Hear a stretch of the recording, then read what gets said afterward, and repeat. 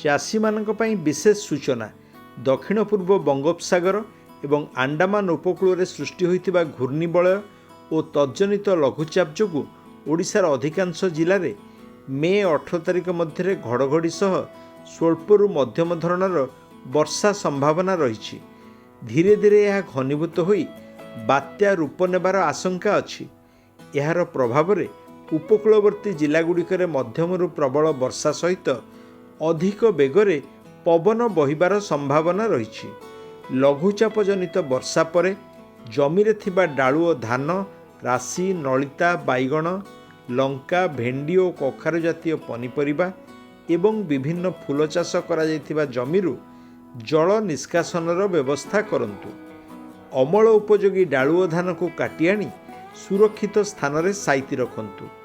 ମନ୍ଦା ଜାତୀୟ ପନିପରିବା ଫସଲ ଲଗାଇବାକୁ ଥିଲେ ବର୍ଷା ପରେ ଲଗାନ୍ତୁ। ସାମୟିକ ଭାବେ କୀଟନାଶକ ଔଷଧର ସିଞ୍ଚନ ଓ ଜଳସେଚନ ବନ୍ଦ ରଖନ୍ତୁ। ଆମ୍ବ, କଦଳୀ ଓ ଅମୃତଭଣ୍ଡା ପାକଳ ଅବସ୍ଥାରେ ଥିଲେ ପବନ ବହିବା ପୂର୍ବରୁ ଏସବୁକୁ ତୋଳି ଦିଅନ୍ତୁ। ଲଙ୍କା, ଆମ୍ବ ବା କାଜୁ ବାଦାମ ଅମଳ ଅବସ୍ଥାରେ ଥିଲେ ଏହାର ମଞ୍ଜିକୁ ତୋଳି ଶୁଖାଇ ରଖନ୍ତୁ।